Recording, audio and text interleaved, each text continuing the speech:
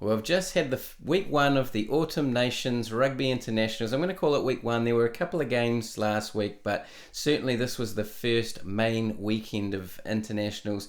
And you'd probably summarise it by saying that the Southern Hemisphere teams dominated the Northern Hemisphere teams. And I personally did not sort of expect it to go that way. I'm sure there was a lot of disappointed fans in Europe there, but ultimately I thought that it showed that it was sort of that first game of the season for some of the European teams. But we're going to have a quick look at each game, or each of the main games. I think there was 5 or 6 games that sort of stood out to me. I'll give you 5 or 6 thoughts on each game very quickly. Then we'll have a quick look at the World Rugby standings as they are right now, and a quick look at the games coming up this weekend. I'm not going to I doubt I'll get a chance to make any more videos this week before any games, but I will try and make a few review videos. So let's start with the first game, Ireland versus New Zealand.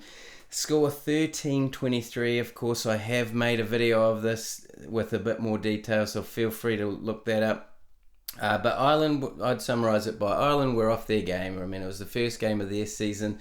They made too many errors, too many penalties, didn't have the ball very much, and they did the majority of tackling and just sort of seemed worn out, really. The All Blacks, they were relatively clinical, and they had addressed a number of issues that had sort of plagued them the week before or throughout most of this season, and specifically penalties. I think they had 5 penalties in the game, which was amazing.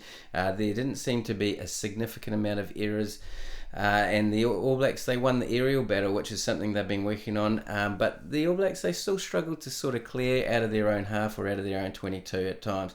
England versus Australia, 37-42, Australia winning this one. Possibly the best game of the weekend in my opinion.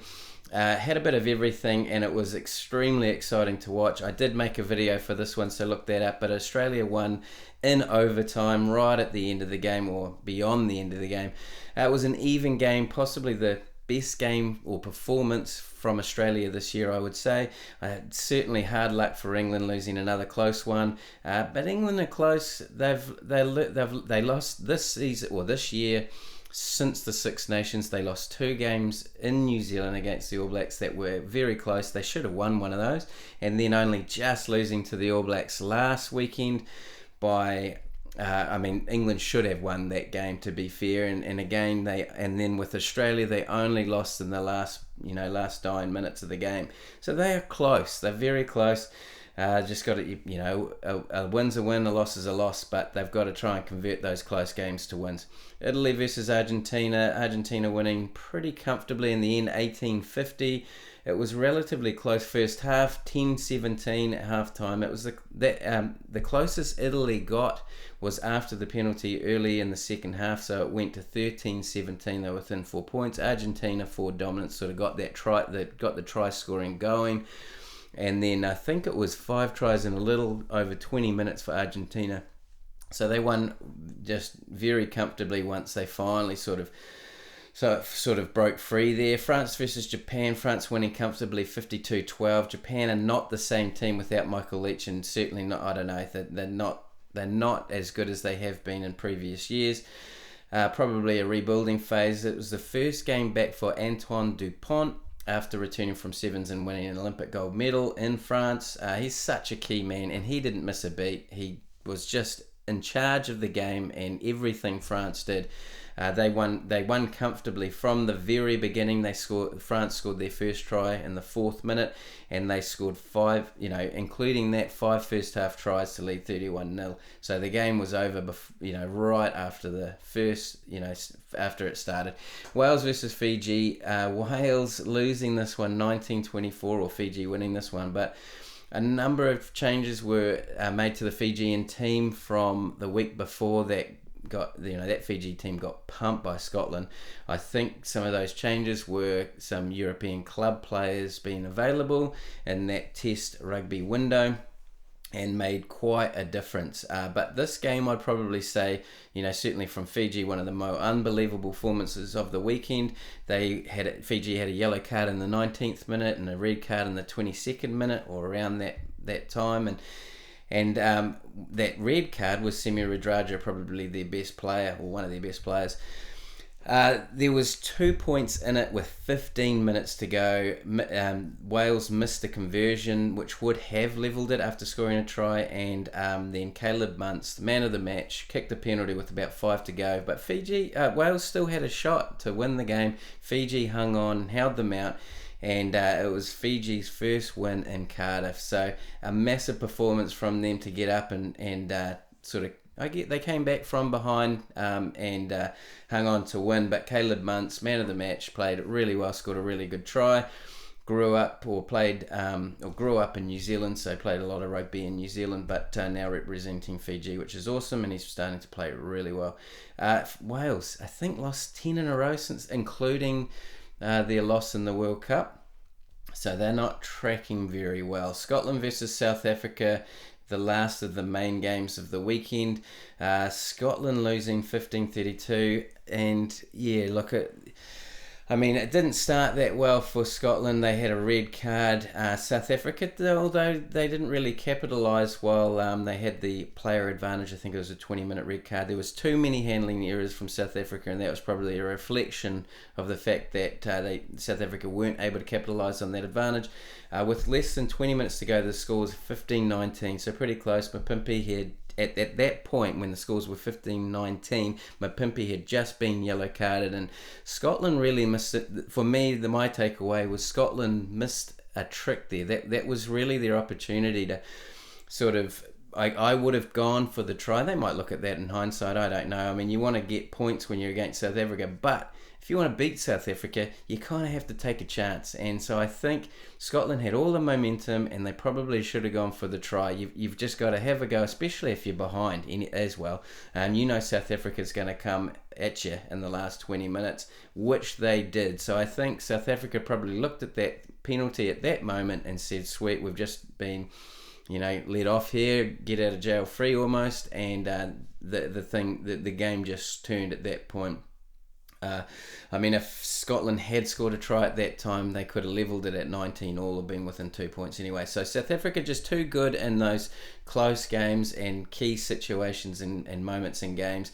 Their bench is too experienced, and they just went bang, bang, bang and shut the game out. The game was over when that last try was scored by South Africa, just sort of making the score look probably a little bit worse than what it actually was. So that was my take on most of those games. North versus South, certainly South winning the weekend, although France was the only team there, but beating Japan. So, can you count that? I don't know. But anyway, I did a quick look, and you can fact check some of this, and I picked and chose different games. But since the World Cup, the Southern Hemisphere have won 13 tests and Northern Hemisphere only 5, and I included, I think, Italy versus Samoa, or just some random sort of results in there. So look, Southern Hemisphere still sort of dominating. I know it's gotten a lot closer, and typically on these end of year tours, the Southern Hemisphere teams would just come across and beat most of the European teams. I thought it was going to be a little bit closer. I know it's only been one weekend so far, but all I'm saying, few surprises this weekend. World Rankings, there's been a bit of movement there. The biggest being Ireland and England sort of dropping down a couple of places each, and Ireland dropping from the top spot. So it's very close there in the top 3 in particular. France unchanged in 4th position, but you've got South Africa back on top now. Argentina's moved and Scotland have moved up one place because England's moved down a couple, and Australia's jumped up one, with Italy dropping down a couple of spots. So a little bit of movement, and I'm sure there's going to be plenty of movement in the next few weeks as well. And then just to finish off, my tips for the main games this coming weekend. Ireland versus Argentina will be first, which is, I think, Friday night in Ireland. Ireland are strong favourites with the bookies in this one, and I'm tipping Ireland to bounce back. However, I feel like it'll be a bit closer than what the odds suggest. But Ireland would have to, play quite a little bit differently than they did against the All Blacks. Argentina looked pretty good too on the weekend too, didn't they, against Italy? So, but yeah, look, Italy, Ireland, completely different opposition for Argentina. So look, I'm going with Ireland to bounce back there. England, versus South Africa. Doesn't get any easier for England, doesn't it? Those poor buggers. South Africa, of course, favourites for this one. We haven't seen teams yet, and I know I'm a bit ahead of myself, but I'm not going to get to see the teams before I make another video. But look, South Africa should win this one as well. I don't think it's going to be comfortable. These days, test matches are always pretty close, aren't they? In terms of these sort of top 8, 10 teams. So I'm going to go with South Africa and England to lose another one. Unfortunately, we'll wait and see. But Marcus Smith probably should stay on the field for 80 minutes if he can handle it. France versus New Zealand, another. I mean, all of these games are pretty big, aren't they? But I think England, South Africa, France, New Zealand are the 2 big ones. France are actually just slight favourites in this one, but you know, France, Japan, I don't think you can take a heck of a lot out of that 31-0 by half time. I mean, they were pretty awesome in that first half, but New Zealand beat Japan a couple of weeks ago in Japan 64-19, and that New Zealand team was certainly not, you know, there was a few frontliners there, but it was not the main New Zealand All Blacks team. So look, I don't know it's hard to sort of make much of all of that information.